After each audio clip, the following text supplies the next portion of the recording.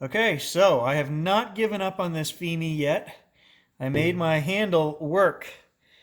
And it took me about 40 minutes in the garage to find the right sized nuts because one of them had to be slightly smaller than the other one. So a washer and two nuts gets this thing in the nice vertical position, tight, and the gimbal will now turn. And then I have a little set of feet that go on the bottom here.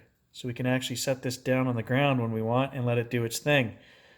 Let's try this again. So this will be my second first impressions of the Fimi Palm.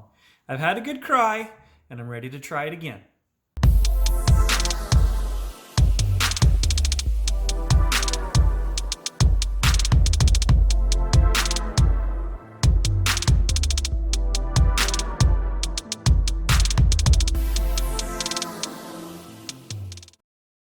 Hey guys, same day, I've recharged the Fimi and I'm giving this another go. I accidentally turned the audio off. When you go in to change your 4K and 1080 settings, if you scroll all the way up to the bottom, that's where the mic setting is. And I guess in the bright sunlight, I accidentally scrolled up to that and somehow changed that to mute. And I knew that was the case because the clips didn't actually have audio attached with them. So, user error. Now I have to remember to not talk so long. I'm trying to keep my clips down to 20 or 30 seconds. Anything longer than that and the lips and the audio become unsynced. So I've sent an email off to Show Me Fimi Palm and I said, what the hell, you need to fix this. Please let me know if you're aware of this. You should be aware of this because there are other videos online already pointing this out. I actually went to the park this morning to metal detect for you guys to do another video. 50 kilometers one way. And I got kicked out of the park. Guy came over from City Hall. Well, it's a little municipal town, probably 200 people that live there. And he kicked me out of the park and said all provincial city parks are shut down. And I said, really, there's no one here. I said, I just drove 50 kilometers. It doesn't matter, you have to leave. And I was sent home. So that was the start of my day. And then I came home to a snowstorm and a Fimi that doesn't work the way I wanted to. Expectation is the killer of all new products, right? If I had said, I don't expect too much out of this thing, it's crummy, I wouldn't have an issue. Well, price-wise too, I mean, hey, if it was half the price, I probably wouldn't have the issue. I don't even know what today is anymore, the stupid COVID lockdown. A snowstorm in April. I knew it was cold out here. What I want to do now is I'm going to change the microphone input from high, which it's on right now, to low. And let's see if there's any difference. I don't know if that means it's going to record at a lower volume. Oh great, snow all over the gimbal. Okay, the microphone is now on low. So is that running some kind of different filter on here? Can you hear me better? Is it just a lower recording volume? I don't know. The next option is to go in post and run the audio through my audio center. And I don't want to do that because who wants to filter? Oh, there's some good wind.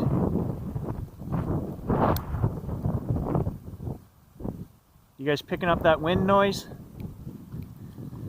So just a few tests. We know the stabilization on this thing is amazing.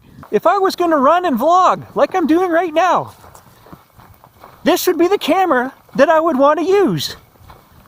If I were chasing squatch through a snowstorm in the swamp, this would be the camera I would want to use.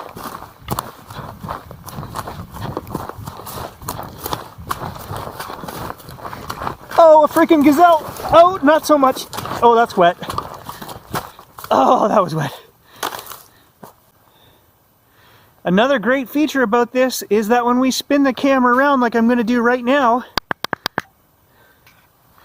you get the same audio quality because the microphone doesn't move with the camera.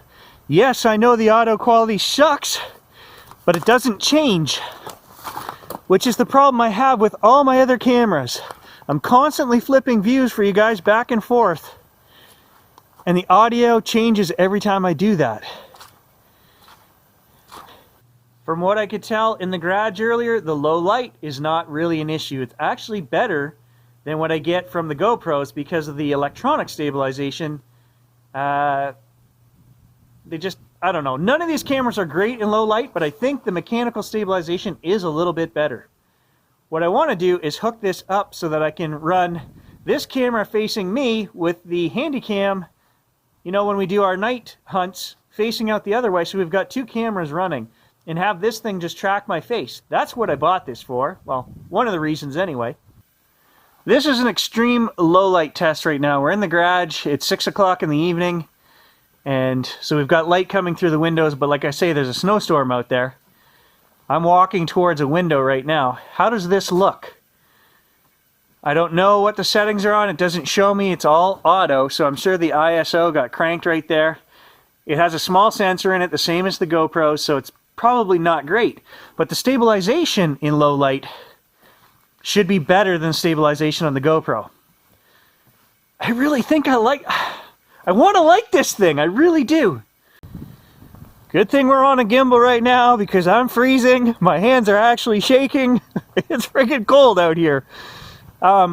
Yeah, so the footage I did earlier chasing Gage around the yard was phenomenal. That looked just like I sent a drone after him. It was so smooth.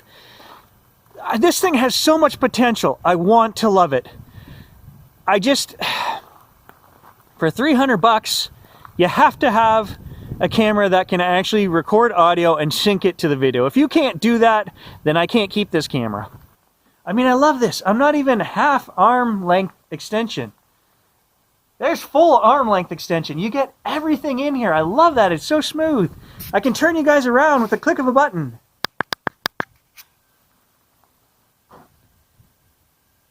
You know, so I could show you, you know, a trail. I could show you whatever. Well, that's it for now, guys. I'm going to play with this some more tomorrow. I'll come up with some other tests we can do. For right now, that's a glorious spin move right there. Glorious.